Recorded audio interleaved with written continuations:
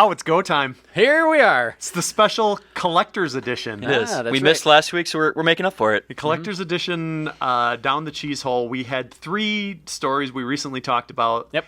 With collectors in them. We had a Smurf collector, a Brewer autograph collector, and a Winnie the Pooh collector. Well, the Winnie Yes. the Pooh one is new. Okay, so on our last episode, yeah, that's true. We never did discuss her. on our last episode, you said you need to get an interview with this lady who collects all the Smurf stuff. So in my trying to find her on the interwebs, I got a hold Trying of to find Gerda. trying to find Gerda. Yep, I got a hold of this lady named Deb, Are you sure we didn't talk about her before? No, No, we didn't. I feel like I knew this story no, already. we didn't. No. and she lives in Waukesha, and she has the Guinness record for the world's largest Winnie the Pooh memorabilia collection. Yep. So and they Over know each other. 11,000 Poos. Yeah, and they know each other. So a lot that of was poo. They know each other, and that's so you reached out to her to get to Gerda. Yes. And then she said, "Well, I'll do an interview." well. So I reached out to her and I said, "Can I get Gerda's phone number, or whatever? We want to talk to her about her Smurfs." And then after I sent that message, I was like looking her up, and I'm like, "Oh my gosh, We got she's a collector too." okay. Yeah. So Well, she agreed to an interview today with Yep, us. yep. And I'll call her now, and we'll see what happens. yep, I guess so. Cool. Here goes nothing. Again, this is Deb Hoffman. She's from Waukesha. Yep. And she is recognized by the Guinness Book of World Records for the largest Winnie the Pooh and Friends memorabilia collection right here in Wisconsin. Hopefully she picks up. I hope so too.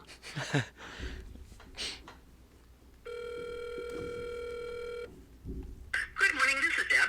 Hi, Deb. This is Jeff up in Three Lakes, Wisconsin. You've been talking to Andy about interviewing for a podcast we do. Yes, hello. Hello. Can we? Are you ready to roll?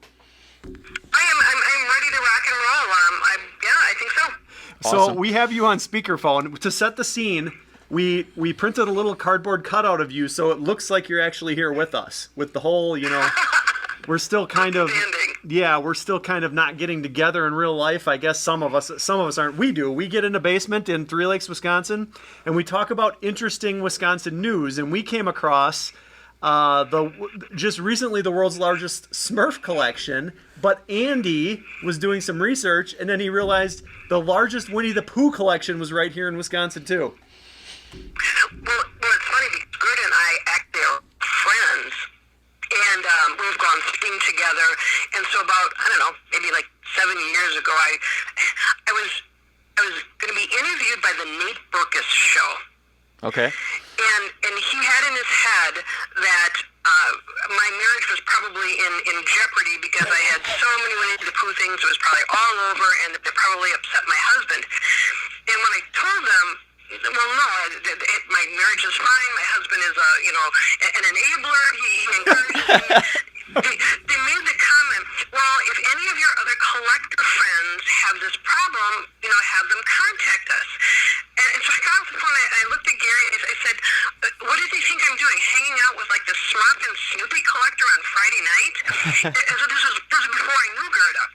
So fast forward, I don't know, like 3 years, I said to Gary, I'm like, I wonder who the Smurf and Snoopy collector are, just random. And so I Googled Smurf collector and Snoopy collector, and come to find that Gerda was only like an hour away from me. So I reached out to her, and we've actually been friends, and we look for stuff for each other when we're out thrifting, and we send each other stuff, and we get together in the summer, and so yeah, so that's kind of how that happened.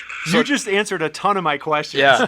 Because number one, I assumed this was jeopardizing your marriage, and I'm quite surprised to hear that it's not as well. But then I wanted to know how you found most of this stuff, and you answered that as well because you said when we're out thrifting. So is that the primary means of collecting? It's probably a big way, but I'm actually surprised. So people will Google Winnie the Pooh collector, and well, there I am. Mm-hmm. I have a lot of people that are collectors that will downsize their collections, or they need to get rid of it for some reason. Sometimes they're looking to sell it, but I can't tell you how many people want to donate their collection because it's meant something to them, and they don't want to have maybe like their plush Sure. go to a thrift store and end up as a dog toy, Yeah. or donate it to kids and have them, rip an ear off. They want their collection to stay intact. They want it to go to somebody who's going to appreciate it. I have people people that send me their collections and ask me to kind of be the curator of their collection all the time. So I would say that's another big way that I add to the collection. Yeah, I figured you might be to that point now where people were just sending you stuff. Like there's a local guy here who has this massive antique chainsaw collection, which I'm enamored by. And I always ask him, like, how do you get all these? And he said, people drop them off at my house. And then, Absolutely. Sometimes, a box will arrive on the doorstep, and Gary always teases me. He's like, "So what'd you buy today?" And I say, "I don't think I did." And then somebody sent me a ginormous Tigger collection once. He was moving from New York to California and didn't want to transport it, and so he sent it to me with a note, "Please take care of my Tiggers." Wow. so what is your succession plan with your collection?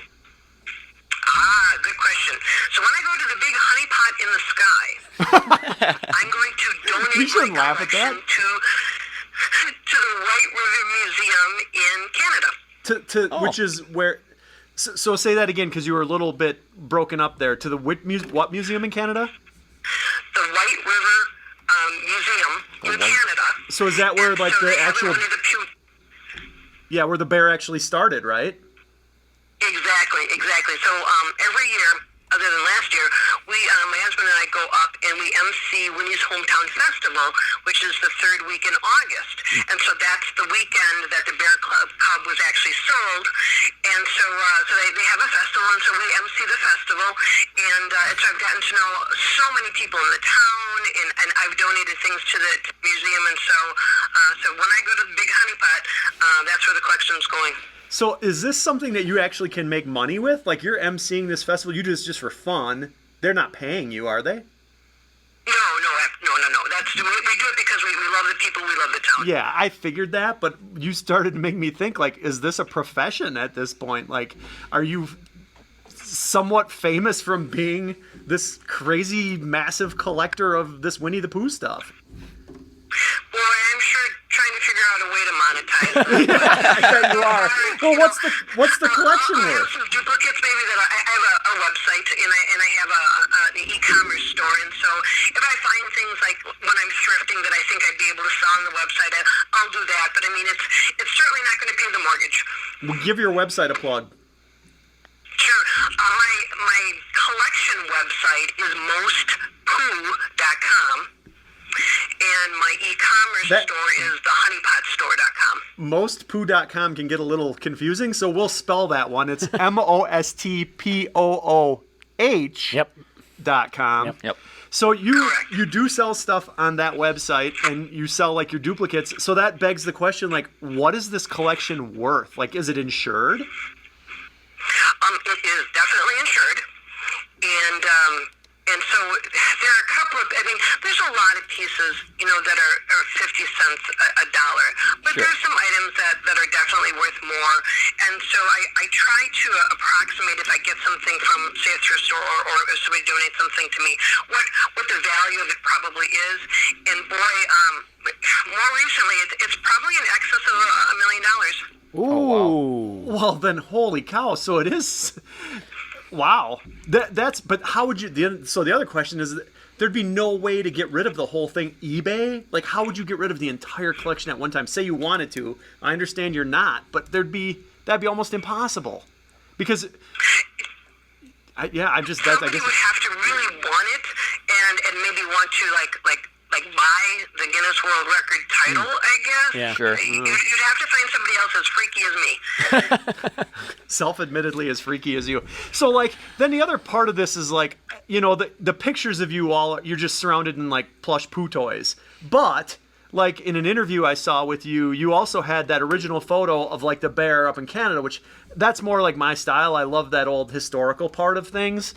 Do you have other elements of the collection, like, outside of just a stuffed Pooh Bear that are, that are just way more like, I don't know what the word I'm looking for is, just like non-toy based, like there's books and photographs and, like, what else do you have? Get us outside of the realm of just a stuffed toy. It's a good question, because a lot of people assume that it's just, 20,000 plush. But I have figurines I probably have in excess of 600 T-shirts. I have, 70 jackets, books. Oh my gosh, books and books and books. Socks and shoes and pencils and magnets and mugs. Oh my God, mugs. And just wall art and pins. And I'm just looking around my desk. I mean, and the interesting thing is if I can use it, I do. Oh, good. So I'm sitting here in a poo T-shirt, and it's kind of funny because course you Greta are. and I disagree on this. She keeps stuff in the original packaging, and one time she came down to thrift with me, and she didn't have on a Smurf shirt, and I'm like, "Where's your Smurf shirt?" And she's like, "Oh no, I don't wear them unless I have a duplicate." And so I rip tags off, I rip stuff out of the packages, I use my mugs, and it's funny. She's like, I don't want the things to get dirty or whatever. And so we went out to lunch that day, and sure enough, the waitress brought soda or coffee or whatever we were drinking, and she dumped some of it on my shirt. And Greta looked at me and she's like, that's why I don't wear them in my Smurf shirts. I would think that a Deb Hoffman stained coffee mug brings a higher value in my mind than a non-used Deb Hoffman stained coffee mug. Stained by the Deb Hoffman. So I'll autograph that coffee stain. That's right. what is the Holy Grail? Is there an item that you don't have yet that you know is out there that you want it, you need it for your collection to really kind of round things off? Okay, so I had to come up with a new Holy Grail because in December I actually got my Holy Grail. Really? And what was that? About 10 years ago, somebody contacted me, and she had a park costume from the 60s and 70s. Oh, That's the one. The one with the big head. It had the honey pot on its head. And she had one, and I'm like, oh my, I never even thought about ever finding a costume. So anyway, she sent me pictures, and I'm like, yeah, it's the real deal. So Gary and I hopped in the car, drove 24 hours down to Florida, and picked up that costume. And it's beautiful. It's in mint condition. He built a little stick, like PVC stick person to put inside of it because the body collapses. Sure. So we had to have a stand for it and to put the head on. Yeah. So then I got it into my head, and here's where the Holy Grail comes from. If I can find one from the 60s or 70s, it was replaced in the 70s and the 80s and 90s with another one, and that's the one I wanted to find. I'm like, well, surely if I can find one from the 60s, I can find one from the 80s. Yeah. Well, it took me 9 years to Wow. find that costume. And it was used, the costumes were also used at Sears. And so up until the 90s, Sears had the exclusivity to sell Winnie the Pooh merchandise. And then Disney kind of like bought the rights back, and then everybody was distributing it. But anyway, so this costume, when they lost the exclusive rights, was supposed to go back to Disney to be destroyed because it had since been replaced with a different version of the costume. And so I thought to myself, assuredly somebody has one in their garage, their attic, the basement, someplace. Somebody didn't want this costume to be destroyed. Well, it took me 9 years. Finally, somebody bought one when Sears was going out of business, and they went into a storage room, and they found the costume in its original crate. Ooh. Somebody had tucked it away and didn't return it to Disney. And so he called me, and he asked me if I wanted to buy it, and that was my Holy Grail. Wow. That's like So a they one-off actually made item. you buy it. Yes, absolutely. Well, that's cool. I would have given it to you. Aw. I would have. I totally would have. He's standing right next to the other one in my office, and Gary built another PVC stick person, and Oh. so they're both standing in my office. Something Very cool. tells me Gary's built a lot of things for your Pooh collection. Is that- like, where do you keep this? Yeah, how much real estate does this take up? What's the square footage? Well, we built a building in our backyard for our offices because we're self-employed. We own a software company and a website company, and we wanted to have separation of house and office, but we didn't want to rent an office, so we built a building in our backyard. And so the building is 1,000 square feet, and Gary built a display room for me that that's 24 by 42, and that's where a big portion of the collection is. And then we have one of the spare bedrooms in the house. Excellent. Do you have children? I'd have to share. Absolutely not. Well, I was Awesome. just curious if they're thinking like this through in their head and they're like, oh man, oh boy, what are we going to do with the poo collection? Like my mom collects Hummels, and I'm not going to lie, I'm not excited about the Hummel collection. But the poo collection is vastly More larger interesting. than my mom's Hummel collection and more interesting, yes. I did hear one. Oh, go ahead. I think it's collecting maybe is a generational thing. You know, I'm wondering if my generation is maybe like kind of the end of people who like collecting things. It seems like people that are younger than me, that's not of interest. You know, you have one or two people, but it's not a thing anymore to collect things. And so I wonder, you know, in 20 years, will you find anybody that really has any sizable collection that they're adding to? We talked about this Yeah. on a different podcast once. Tim, who's the youngest member of our podcast, what are you, 20-something? I am 30. He's 30. He used to collect antique fishing baits. I still do. I still have my collection. I've just slowed down buying because adulthood costs money. Yes. Yeah, you Yeah. don't have as much disposable income. Right. And in the past, I've collected like Matchbox cars and Yeah. baseball cards. I'm almost 50. I'm 49. My brother is 33 and has a pretty massive Hot Wheels and Matchbox cars. I mean, it'll take up a whole room. He's got Nice a thing lot. about those is they're small. Yeah. That's where we think Deb has a very good husband in him building Yes. building for this, because you think about the size of this collection. That's insane. Andy, you decided you collect nothing. Not really. I collected basketball cards as a kid, and then kind of Yeah. slowly transitioned out of that. Mm-hmm.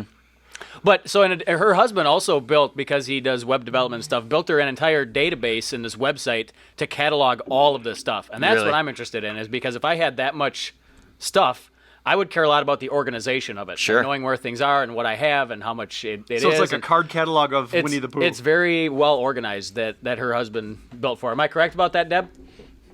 Absolutely. He, you know, up until about maybe 13,000, I was doing pretty good with, do I have this, do I not, you know, when I'm out. And boy, after 13,000, things starting to get a little fuzzy. Yeah. So he designed an app for me for my phone that goes against the database, and so now I can type in some keywords when I'm out, Wow. and it'll return back pictures of those items. So I have to, That's I have impressive. to be pretty good at articulating in the database keywords and things that I would search on, you know, in 2 years to see if I have it. And boy, it's definitely saved me several times that I'm like, ooh, I forgot I had that. Yeah. And so, or geez, I thought I had that, I don't. And so, yeah, I always say that Gary's probably the best part of my collection.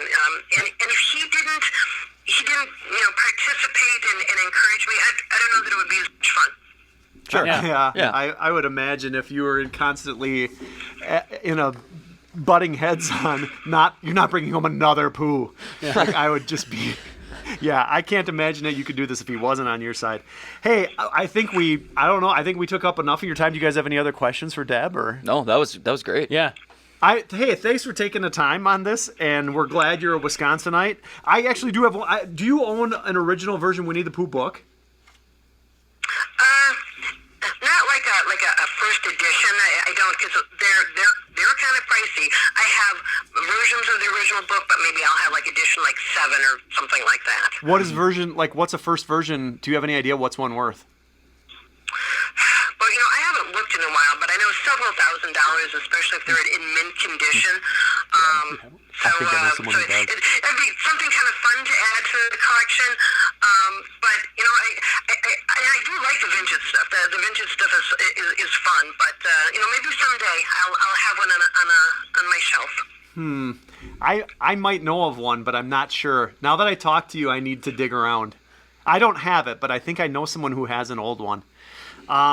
Well, hey, anyway, thank you for spending almost 20 minutes with us. Yeah.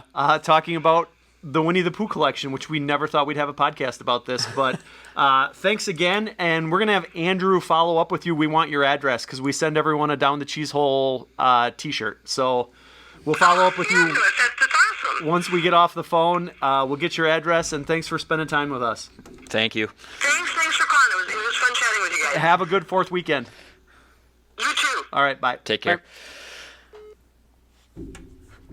Well, that was awesome. Yeah. Wow. Yeah. Yeah. That She brought up some good points. Yeah. About the generational thing. I think that's kind of. We talked about that. Yeah. The fact, no, to me, the most important thing was that her husband's on board Yeah. with this. Yeah. Well, I mean, you'd have to Yeah. be. Oh my goodness. Yeah. And I didn't know that he made her a freaking app, and she Yeah. said with photos. Yeah. It's incredible. To catalog all that stuff, because she said she got a little fuzzy around 13,000, and that's when she needed to Fuzzy. organize Which is it. mind-boggling in itself. Yeah, well, I mean, so at that point you're like, okay, well now I need to organize this, and I need an app, and I need to catalog all this. Can you imagine having to now go back Enter through that? all that stuff and enter that into that With database? photos. Oh my gosh, no, I can't imagine that. Yeah, This is gonna sound horrible, but I can't believe how normal she is.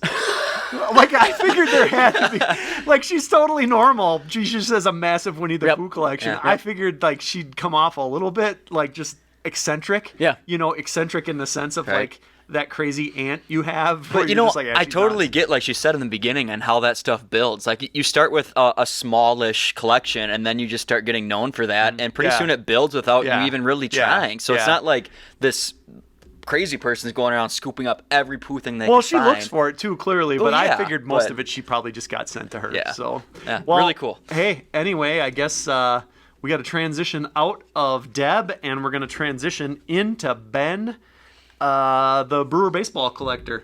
But Ben Numador. Right? Yeah, can we pause this and regroup quick, and then Yeah. we'll get Ben on the phone? Yeah. I wonder if they ever people actually call him Ben Numerator, because that's what I keep seeing.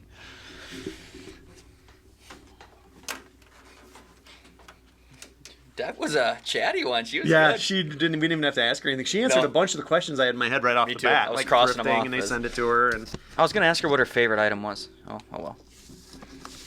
it sounded to me like it might have been the Holy Grail, Yeah. the Pooh costume. That Holy Grail question was a good question. I didn't have that one. That was the one I was going to ask too, because that's what I want to kind of know about all these guys is what's your favorite thing? What's the thing you have that's Yep. like the thing That was hard to get. Yep. That was Yep. just. I don't know that you can define a favorite. Hey, let's save this for the air. Well, we can. Well, Yeah, we can. all right, we all can right. use this, and then the other thing is, okay, what's that thing you have to get? Like, there's Right. got to be something on your Well, list yeah. that's what keeps collectors going. Yeah. Is the constant drive of I need that Yeah, now. yeah. I mean, that's what it's all about is the thrill of the hunt. Oh, It's- for it's- sure. It's the hunt. For sure. That makes it. Like even when I collect my lures and I'm stuff. calling Ben here if you two can. Okay. Okay, Hold- so hold this tight. was the guy we talked about that had a collection of like 900 autographed Milwaukee Brewer baseballs. Yep. Correct. And he had like almost every single Brewer that had ever played. I looked that up. There's 930 players officially on the Brewers rosters, and he has just over 900 signatures. Yeah. So Yeah. So he's not missing many. no. Here I'm gonna dial Ben. All right. All right. Ben Numador He's from Cedarburg. Yep.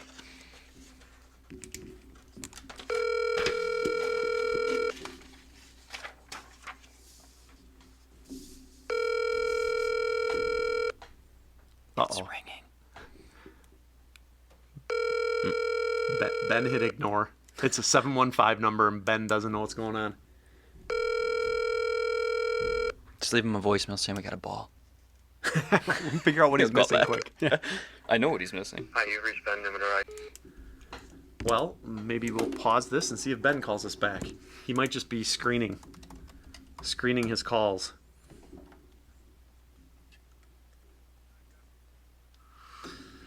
Okay.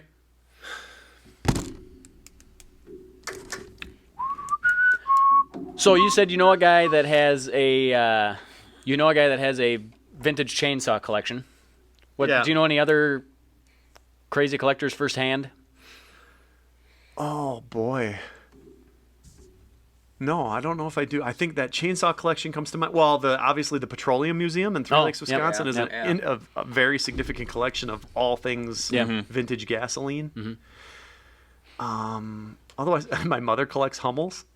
Hummels are so okay. So she need said to- something interesting. I need to look those up. So I think What are those? it's like It's a little a figurine, German-made figurine. Yeah. They're like usually children. They're always children. They're like It's kind of creepy. yeah, well, not as much when you see them. Okay. They're German-made figurines by a company named Goebel, and they used to have significant value. Like a single one could be worth like They're kinda cute. $300 to $800. And to Deb's point, people don't collect anymore, so the values of them have like plummeted to like $10. Interesting. And my mother, of course, bought them all When they were like 300. When people like her age and older were all collecting them, Yeah. and there was scarcity. Yeah. And now there's no scarcity in the market because there's just a bunch of people who've inherited these who want nothing to do with them. Which is why I asked Deb if she had children, is because I think as Deb's child, you would want nothing to do with Yeah. this Winnie the Pooh collection. I'd be overwhelmed beyond it belief. just looks like a heart. It just looks like a headache. Yeah. You know, like, oh my goodness, what are we gonna do with this? I'm glad that she had a succession Yeah, plan for yeah. it, because if you're Deb's kid, your succession plan is thrift store. Yep. I would think. Or But so, and to Deb's point, like my mom's Hummel collection, I hate to say it, but it means nothing to me. Like they're my mother's, and they'll make me think of my mother, and I might take one. yep. But I know what we were talking about that we were yesterday is I had gone to a funeral last week, and the woman collected salt and pepper shakers. Oh, yep, you said that. And the family took her entire collection of salt and pepper shakers and put them out on a table when you went into this. It wasn't a funeral. It was one of those. What do they call them? Like Visitation. no, like more of like a, I don't want to say party, but like- Celebration of yeah, life? celebration of Oh. life. That's what it was. Thank you. It was a celebration of life. So they encouraged everyone to take one of her salt and pepper shakers to remember her, which I thought kinda was cool. really cool. Yeah. It was a really cool idea. Because So- everyone needs that.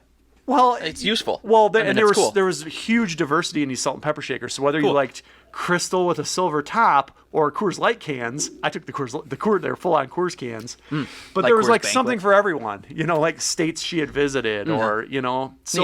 So maybe with my mother's Hummel collection, I'll put it out on the table and encourage everyone to take a Hummel home. There you go. I like it. My mom had a friend that collected, and I don't know why she collected them. She collected, you know, these free pens that the doctors get that have the prescription drugs, Drugs on them. on 'em, She yeah.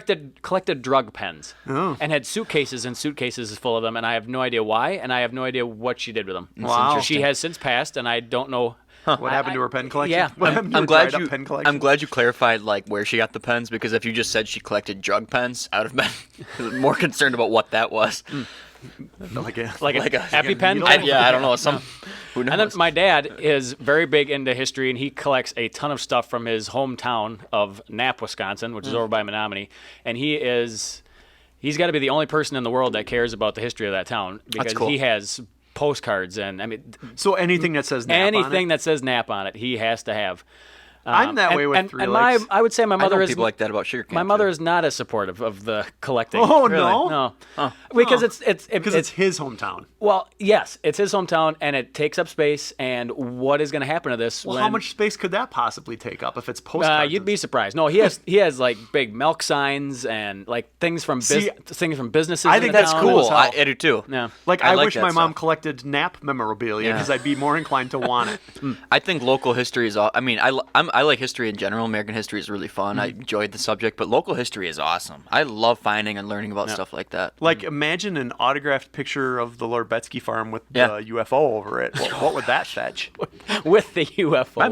My mom talked to him the other day, not Yeah. too long ago, and asked him about it, and he very fondly remembered exactly where it was, pointed out what it Your looked like. mom where it hadn't was. heard that story either, though. No. And she's born and raised sugar Yeah. camp. He said that the most interesting fact about it was it made zero sound. Made zero sound at all. Yeah. Well, Should we try giving him a call again? Just you don't think that's being a pest? nope. I left him a I don't, voicemail. because I told him we'd do it between 10 and 11, and we'd give him a call. So maybe if he sees the same number, call again. I have a feeling he's at work, but we will try. He said he has between 10 and 11 open. That's what he told me. Okay.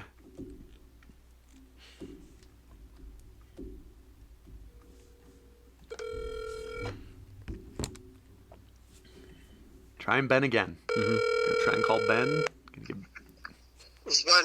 Hey Ben, this is Jeff, Andy, and Tim up in Three Lakes with Down the Cheezehole. Do you have time for a quick interview? Yeah, let me go upstairs here because the audio's a little weird. Okay. Sounds good.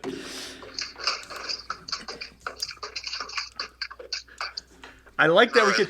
It's almost like we had a sound bit there because we could hear you going up the stairs, so that worked out perfectly. You are on speakerphone, and to set the stage, we found a picture of you and we printed it off, and we have a cardboard cutout of your head, so it looks like you're in studio with us. Great. if we send that to you, we want you to autograph it and send it back to us. Yes. And as a guy who appreciates it when you get a return autograph in the mail, I fully expect that to come back. All right, I'll do that. So we do a little podcast about kind of like all things Wisconsin, and you came up because of your baseball collection about a couple weeks ago. I think we found that one, didn't we? That was a while ago. Yeah, I'm like a month or April. so ago. So Andy likes to dig around on the internet and see if he can find the people who have these collections, and we found you.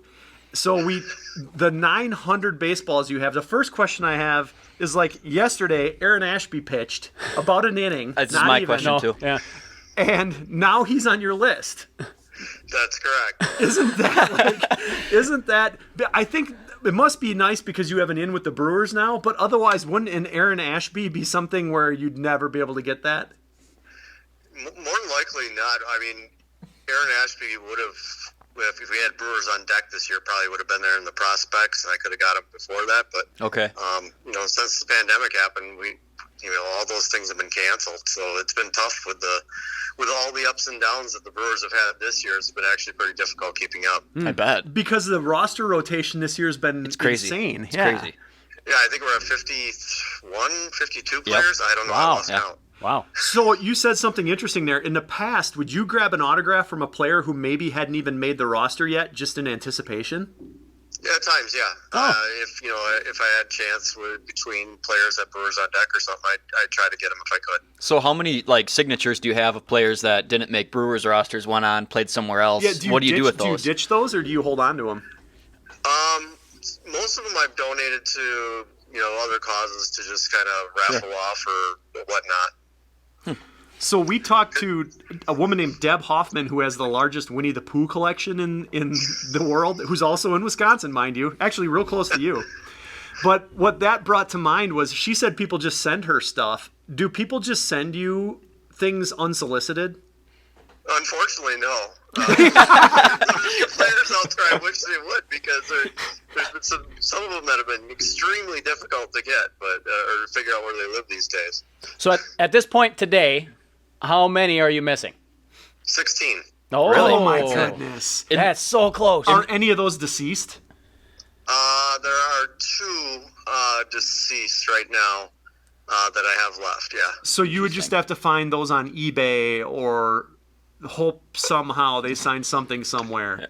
Right, yeah. Once in a while you get lucky, you find a team signed ball or something that has their signature on. I recently found one for Dan Thomas, which is one of the most difficult signatures to find for the Brewers. He was known as the Sundown Kid. He wouldn't play on Sundays, but he's known as one of the most difficult to find. I was lucky enough to find a ball with him on it last week. Where'd you find that? That one was up on eBay. It was a team signed ball. So do you have like alerts set, like Google alerts yeah. or something? Yeah, That's I have many different eBay things and Google alerts and things like that set. Yeah.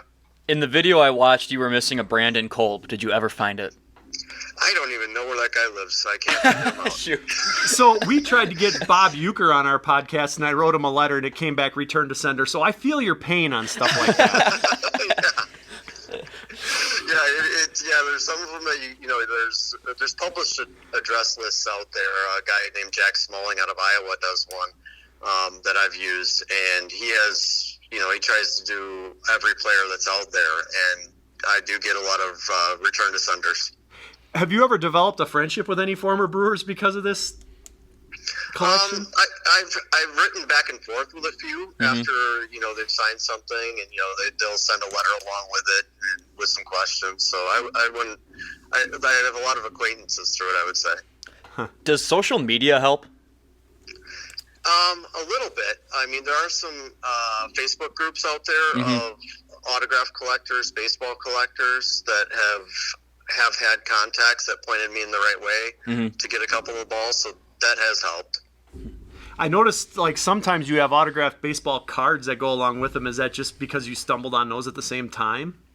Well, the ones that I have autographed cards of are the ones that I do not have baseballs for. So I did find an autographed card. So by they're most of those placeholders. players. Placeholders, So they're essentially. placeholder, Yeah. They conveniently fit inside the ball cube. Okay. What? Go ahead, Andy. Well, I was going to say, what's your prized possession? I mean, there's been some great Brewers over the years. Do you have a favorite? Favorite piece of your collection? The favorite one is the 1982 World Series game used ball signed by Harvey Keene, the coach. Oh, That's awesome. that is sweet. Yeah. Yep. I remember crying in 1982 when the Brewers lost the World Series. I was 10. I swear, I do. I remember it. Really? I remember crying. I was 10 years old. What do you have like a crazy story? Is there what's the hardest one that you've had to track down, or like the weirdest way that you've gotten a signature? The craziest story was probably Lucroy.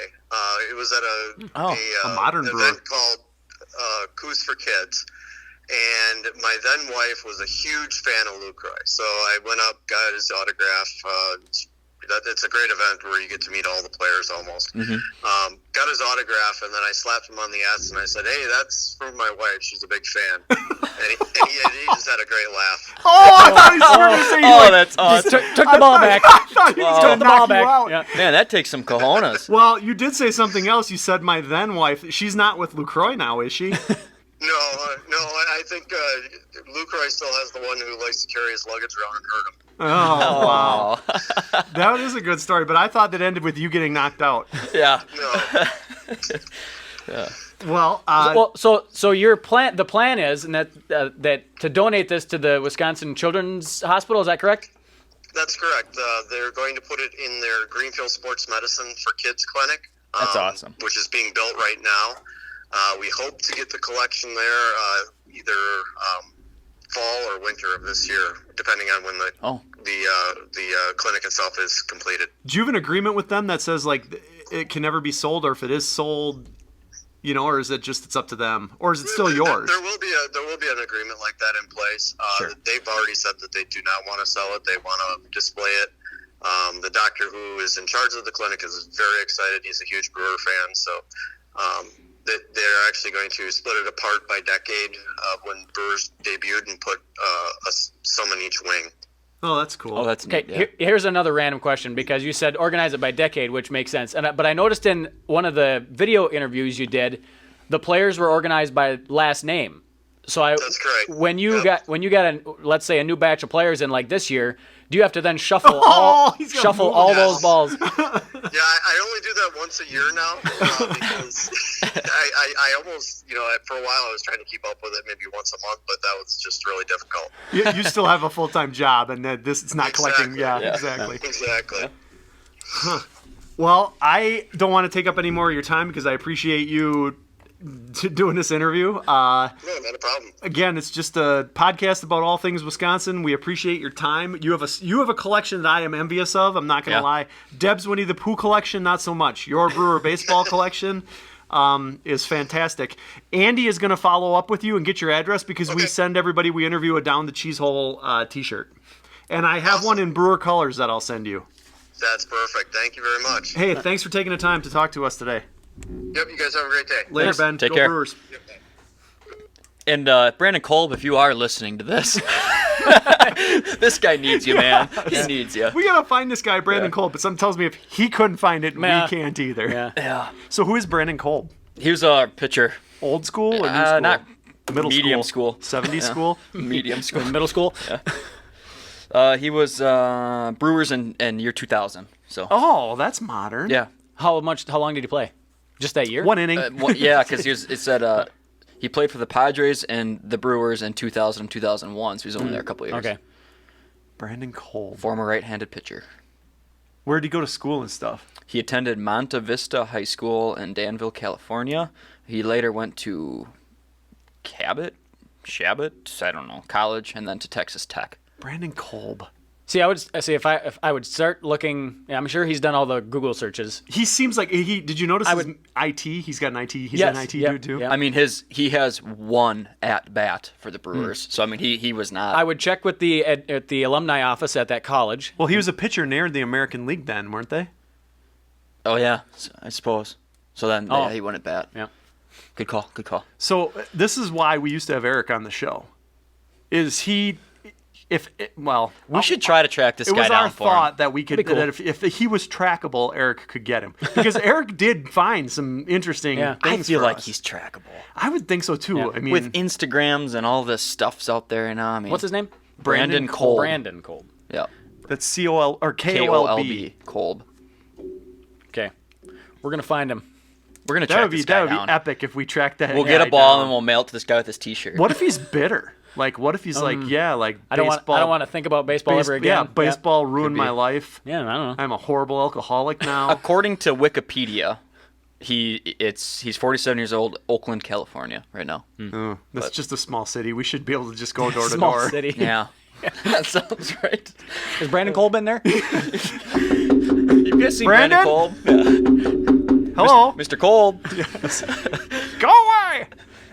Okay, so the final interview that we have, which we're gonna have to regroup and we're gonna have to do tomorrow. So we're gonna miss Tim on this, but to wrap up our Wisconsin collectors, we are gonna email the Smurf collector that we talked about on the last episode. So we'll transition into that and do that interview tomorrow and put that all together in one episode. And we'll call it the collector edition. That's right. And That's is that our next week edition, or are we going to do a podcast on top I feel like of that? this should be a special. Yeah, This this is a special issue? special collector's edition. Special collector's edition. Yeah. Exactly. Yeah. Appropriately named. Apropos. All right. Well, hey, I love getting together with you guys anytime we can. So thanks for putting together the collector's edition, Andrew. A lot of hard work went into that. Thanks, Andy. That's why we keep you around. That's why you are not delegated to the back like we did with Eric. Yep. Yeah, that was fun. All right. All right. Adios. 24 hours later. Hi, Andy. Hey there, Jeff. It is Friday. It's Friday. And we could only line up an interview with Gerda, the world's largest collector of Smurf memorabilia, Yep. for a Friday. Yep. She's got a tight schedule. And Tim said, F that, I'm not coming in on a Friday. Nope. So Tim's gone. Yeah, he blew us off. Yep. I came in just for this interview. That's my dedication to Down the Cheezehole and talking to Gerda. I wish Tim was as dedicated. He's not, but Yep. that's okay. Okay. That's all right. So we talked yesterday to Deb, who has the world's largest Winnie the Pooh collection. Yep. And Gerda and Deb are friends. Yes. They go rummaging together for... I wonder if they go rummaging for anything, or if it's just specifically Smurf and Pooh. Probably just what they're looking for, I would think. Don't you think that would be a futile effort to just only go with the mindset that we're only looking for Smurfs or Winnie the Pooh? I don't know. I can't imagine it just shows up frequently at yard sales. No, it's probably very well strategized, I would think, where they go and when. Maybe. I bet they do other stuff. In fact, I'm going to ask her. There you go. When you rummage, do you rummage for things other than just Smurfs? Well, should we call her? Let's give her a call. Let's do it. We're going to call Gerda. Oh, let's see here. This is Gerda Schurz. I'm not sure how to pronounce her last name. We can ask her that. But she's from Ripon. And she is recognized by the Guinness Book of World Records for the largest collection of Smurf memorabilia. Good morning. Is this Gerda? Yes, it is. Hey, Gerda, this is Jeff from Down the Cheezehole podcast, and you've been talking to Andy about joining us on the air for an interview. Yes, yes. Is now an okay time? Perfect. Okay, we have you on speakerphone, and to set the stage for you, we found a picture of you, and we printed it out, and we have a little cardboard cutout of you, so it looks like you're actually talking. Okay. Think you're okay with that? Yeah, that's fine. So we talked to Deb yesterday, and we found out that you and Deb are friends. Yes, yes. Are you? Yeah, she actually contacted me a few years back when she was looking at different world record holders, and she saw that I was in the area, so she reached out, and we've been getting together and finding things for each other over the years. Are you in Ripon? Yes. And she's about an hour south of you? Yeah, about. Yeah. So she mentioned that you two go rummaging together, and then that Andy and I were just talking before we called you. Do you guys only rummage for Smurf and Pooh, or do you guys look around for whatever you find and have fun rummaging? Usually just for Smurf and Pooh stuff. Well, Deb said that you refuse to use your Smurf stuff. Like, she wears her stuff or uses it, and she said you're the exact opposite. Oh, yeah. Yeah, I have to have everything like mint in box. I don't open it up or anything. I'm kind of OCD that way. Well, what we also, I'm going to keep referencing the other interview because we have some groundwork. So Deb's husband, Gary, is 100% supportive of her collection. Do you have the same situation on your end? Yeah. I mean, he'll sit there and, every once in a while put a lid on things depending on, what kind of spending I do. But for the most part, he's let me, just do what I want with them. So your collection, which is also massive, what is your plan for this collection? Like once you're done with it, what is it? Are you going to give it to a museum or sell it off, or what's your plan? I never really thought that way. I just thought that, eventually the kids will inherit it, and what they do with it is their own thing. I pointed them in directions of where they could properly sell it at, but I have no plans of, getting rid of it. So for me personally to get rid of it, that's not something that's even in my thought process. Yeah. So your kids are on board with the collection, and do they help you out with it as well, or not really? They found stuff over the years. They don't go online, so it's not that they find stuff that I don't have, but they'll point out stuff and be like, "Mom, do you have this?" And, they've just always been around it, so they're kind of like accepting of it, and be like, "Yeah, this is my mom." So you say they've always been, yeah, this is my mom. So you say they've always been around it. When did you begin this collection?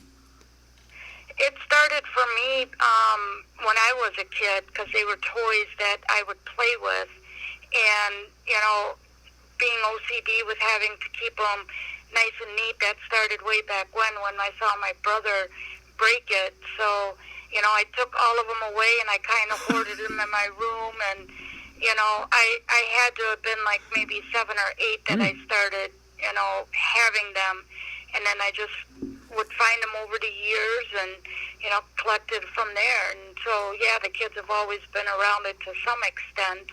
It just took off a lot more after the last kid was born. Then I kind of just found eBay and the internet, and it was all downhill from there as far as how many I get. Or uphill. I'm guessing you and I are about the same age, because I had those little like hard rubber plastic little Smurf characters too. What are they? Yep, those are the PVCs. Yeah, I had like a half dozen of those. I remember Smurfette and then like Papa Smurf. I don't think I had like Gargoyle or the cat, but I know I had the little Smurfs. And then we also had, I think they were from McDonald's, but they were like glasses with the Smurfs on them. We had those too, actually. Did you? Yep, those were the Hardee's promotion. That was Hardee's? That was all back in the 80s, yep. Okay, that makes sense, because we had a Hardee's local to here too. Yep. I assume you must have those. Those are easy, I would think, right? Yeah, you could find those quite easily. And I do have a lot of the displays that were used in the stores, too, from that time frame. I had a massive Smurf. No, I lied. I was thinking it was a Smurf cling, like cling for a window, but it was a California Raisin, which was also from Hardee's. Yep. But I was thinking it was a Smurf. Those were popular around the same time, yeah. Yeah. So what is your collection worth? Do you have any idea? I never really completely, estimated it out, but I would just guess at maybe about 100,000 or more, and that's just me roughly calculating the bigger stuff that I have. So what's the one item in your collection that's like your favorite piece, the favorite part of your collection? It's my little kicker that started it all off that my brother chewed up. He's pretty beat up and everything, but he has the strongest sentimental value and definitely my favorite yet. Sure. And then what's the one thing that's out there that you don't have, that you've been on the hunt for and haven't found yet? The one thing you gotta have. There's different promotional items, and the one thing that I wouldn't mind getting a hold of is there's a magazine in Germany called Pop Rocky, and they used to hand out trophies to different artists as a award for, just different things. And I have 2 of them, so I'm always on the hunt for the other one, because they came in gold, silver, and bronze, and I'm always on the hunt out for the other one. But they're very hard to come by. Which one are you missing? I'm missing the gold one. Oh, yeah, the Big Daddy. No wonder why. Nobody's giving up the gold one. So those are over in Europe, though? Yeah, that was a German magazine. So did you find them on eBay?